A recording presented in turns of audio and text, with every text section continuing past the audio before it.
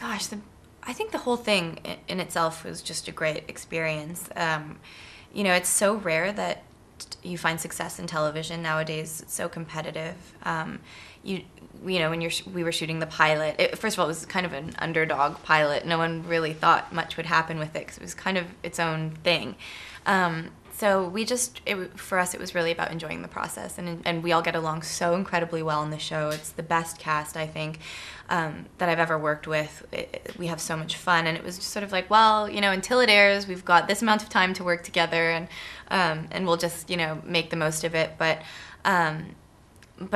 to have that relationship with everyone and the crew and the writers, and then to have success and to have really great success, and then it's suddenly international, and it's, you know, being so well received, and critically we were well received as well as in terms of viewership. And I mean, that just doesn't happen, I feel like. So I think that the whole experience was just great, because it was just as much fun to work on the show as it was to see this thing that we're all doing do well. And it just doesn't happen that way. So we're very grateful, and it's just been a great year, really. I was reading, I had left Brothers and Sisters early on in their 5th season, and decided that I was just going to take a break for a while. I'd been working almost consistently for, I don't know, 8-9 years, and just had been playing kind of similar characters, and I just felt like, you know what, now's my chance to step outside the box and do something different. And I was lucky to, you know, be able to take that time to find the right thing. So pilot season came along, and I was, you know, reading things, and there were so many scripts out there that were kind of floating about that I liked. I remember the Playboy Club, which I thought was really good, but I don't know, I just wasn't connecting with a lot of these parts until I read Revenge. And then I was sort of like, okay, well, this probably won't go anywhere because it's great. And sometimes the great ones, you know, slip, you know, through the cracks.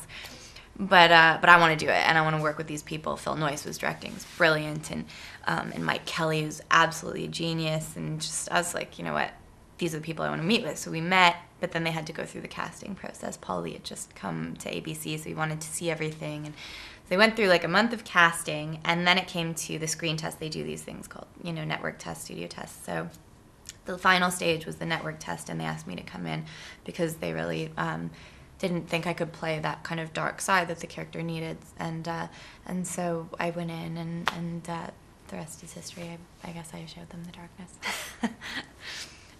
But it was great. I had a brilliant meeting, I remember, with Marty Bowen and Mike Kelly, and I just thought, I really want to work with these people.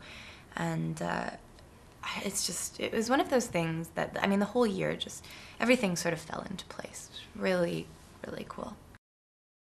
Finding the balance with this character it's just really difficult, but what makes it really fun, I think we find a lot of that balance in a lot of the flashbacks, seeing what happened to her as a young person. You know, people have different feelings on flashbacks, but I think in our show it's really necessary to see what this child had been put through to see why she is the way she is now.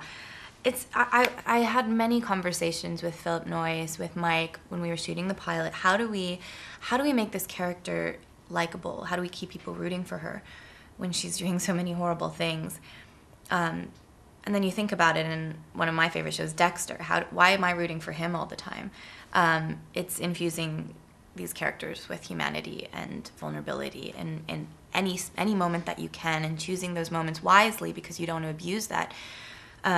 But you have to give them a level of humanity for people to relate. And then in terms of the darkness and that kind of sociopathic, odd, you know, behavior stuff that I kind of had to infuse in the character, that was a lot about physicality, I think.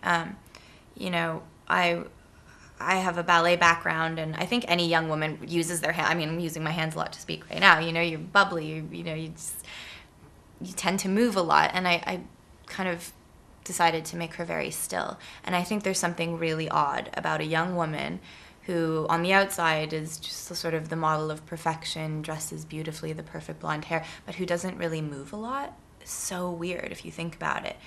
And so just making little choices like that sort of give her that edge, that thing that Victoria's kind of weirded out by, that thing that everyone's a bit weirded out by. But then for the audience to be able to see what she's been through, that's super important as well. So it's like a game of chess, you know?